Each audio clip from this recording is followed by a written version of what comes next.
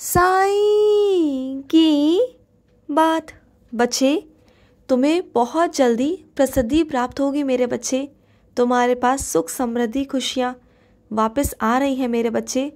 जो कुछ तुमसे छिन गया था ना, वो सब कुछ तुम्हारे पास वापस आ रहा है। धीरे धीरे कर कर सब कुछ तुम्हारे पास वापस आ रहा है। तुम्हें प्रसिद्धि प्राप्त होगी, खुशियाँ प्राप्त होंगी, सुख प्राप्त होगा, शांति प्राप्त होगी मेरे बच्चे, क्योंकि तुमने अपने बाबा को मना लिया है।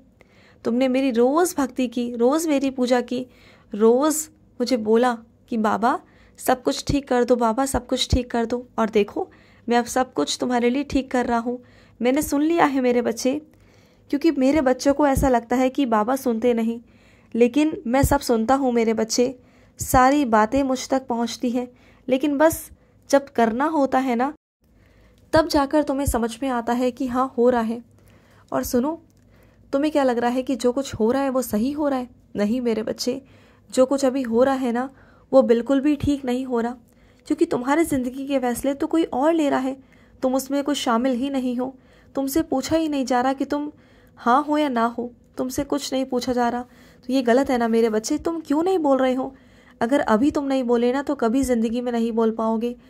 तुम्हारा फैसला होना चाहिए, तुम्हारी ज़िंदगी है ना, तो तुम्हारा फैसला होना चाहिए कि तुम्हें क्या करना है। तो तुम बोलो मेरे बच्चे, बोलो, ये वक्त है बोलने का, बोलो। और सुनो, जो पूजा मैंने बाहर की वजह घर में रखवाई है ना, तो इसके पीछे कुछ कारण है। तुम्हारे परिवार में जो आपसी मतभेद हैं, जो लड़ाई झगड़े हैं, जो चीज़ें हैं ना मेरे बच्चे, जो कलह है, इसके लिए मैंने वो पूजा घर में रखवाई, जिससे कि तुम्हारे घर में सुख शांति बनी रहे, तुम्हारे घर में सुख समृद्धि आए, खुशियाँ आए, जिससे तुम्हारे घर के लोगों का मन जो है ना वो शांत हो। वो हर वक्त बस लड़ने के ही उसमें रहते हैं कि बस उन्हें लड़ने का मौका चाहिए।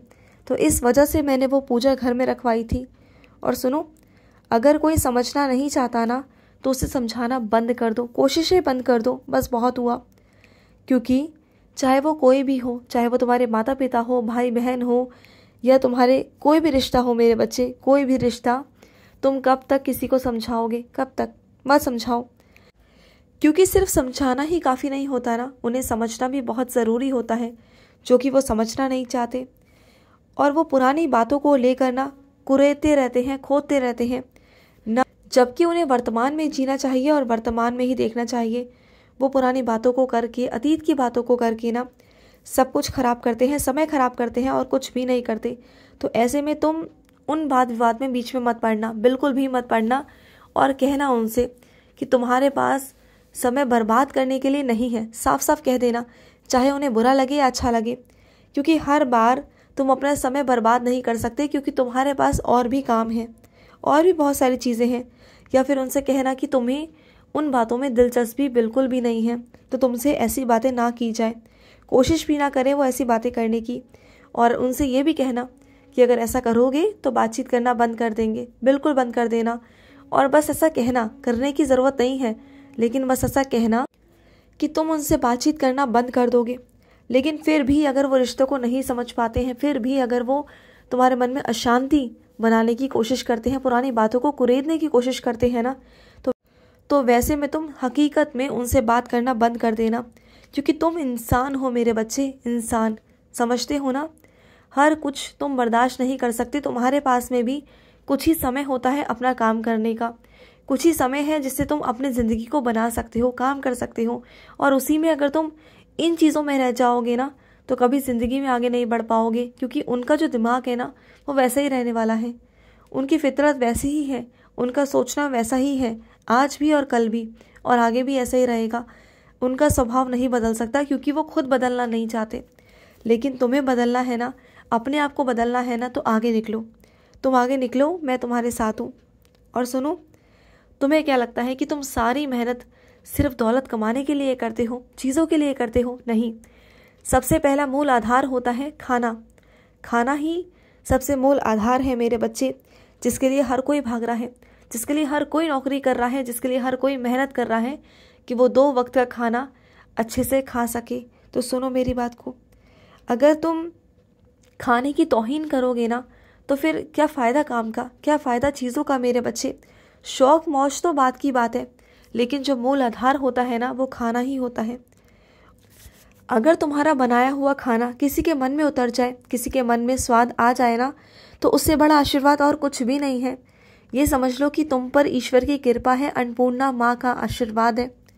अगर तुम्हें यह आशीर्वाद मिला है ना, तो इस पर कभी अहंकार मत करना, कभी घमंड मत करना कि तुम्हें ये आशीर्वाद मिला है, बल्कि तुम अपने ऊपर गर्व महसूस करना। तुम्हें खुशी होनी चाहिए, तुम्हें ये सेवा निभानी चाहिए कि तुम्हारे हाथों से अगर किसी को खाना पसंद आ रहा है ना, तो ये तो अच्छी बात है, लेकिन कभी भी इस पर अहंकार मत करना, क्योंकि हर किसी पर अन्नपूर्णा माँ का आशीर्वाद नहीं होता, तुम पर है।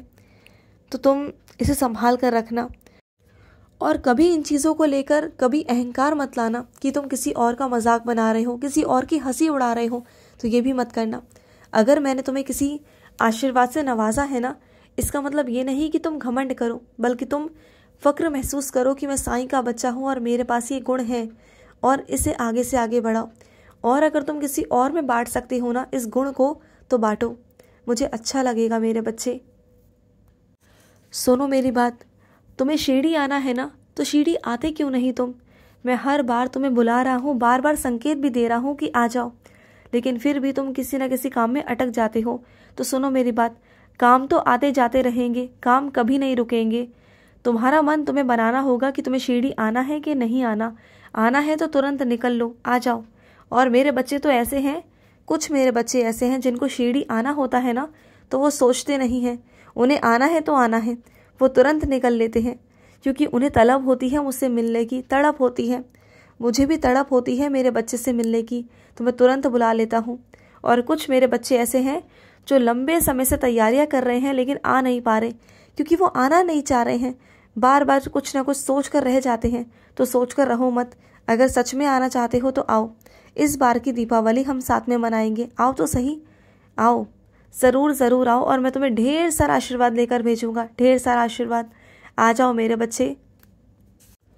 और सुनो, तुम्हारे घर में जो सफाइयाँ चल रही है ना मेरे बच्चे, तुम्हारा सामान जो बिखरा हुआ है ना, उसमें से कुछ सामान तुम्हारा गायब हो रहा है, तुम ध्यान ही नहीं दे पा रहे, क्योंकि तुम्हारे पास सामान ही इतना है ना कि तुम्हारे पास समय ही नहीं कि तुम सामानों को देख सको, चीज़ों को देख सको। लेकिन फिर भी कहूँगा कि ध्यान रखो मेरे बच्चे, कुछ चीज़ें तुम्हारी गायब हो चुकी हैं, और जो चीज़ें हैं ना, जो कीमती चीज़ें हैं, उन पर ध्यान रखो, विशेषकर कीमती चीज़ों पर ध्यान रखो मेरे बच्चे। और सुनो, अपने वेतन को यूं ही व्यर्थ मत किया करो। तुम्हारा वेतन आता है ना, उससे पहले तुम लिखो कि तुम्हें क्या, किसको देना है, क्या करना है, कितना खर्च तुम्हें कहाँ करना है, उसके हिसाब से अपना वेतन खर्च करो।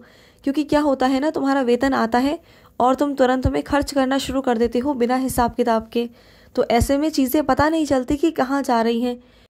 तो पहले एक कॉपी और एक कलम लो, उसमें सारा हिसाब लिखो कि कहाँ किसी को तुम्हें देना है, और कहाँ कितना अपने घर में खर्च करना है, और कितना अपने परिवार में देना है, किसके लिए देना है, क्यों देना है, तुम्हें सब लिखना होगा। देख, अगर लिखकर हिसाब करोगे ना, चीज़ें करोगे, तो तुम्हें पता रहेगा कि कहाँ पर किस चीज़ की कमी आ रही है, कहाँ कितना कम पड़ रहा है और क्या हो रहा है। और जहाँ कम पड़ेगा मुझे बोलना, मैं उसे पूरा करवा दूंगा, चिंता मत करना। जहाँ भी कमी पेशी आएगी मुझसे कहना कि बाबा यहाँ पर कमी आ रही है, तो मैं संभाल लूँगा, मैं कर दूँगा, ठीक है। और सुनो, तुम्हारी माँ की तबीयत बिल्कुल भी ठीक नहीं है, उनकी देखभाल करो, जितना हो सकता है उनकी देखभाल करो, क्योंकि उनका शरीर बहुत कमज़ोर है, कोई और नहीं कर पाएगा, तुम्हें ही करना होगा, क्योंकि तुम उनके बच्चे हो। किसी और से वो उम्मीद क्यों लगाए, क्योंकि जब उनके बच्चे उनके पास है ना, तो उनके बच्चों को ही करना है। तो करो मेरे बच्चे, किसी और पर मत छोड़ो कि कोई और करेगा।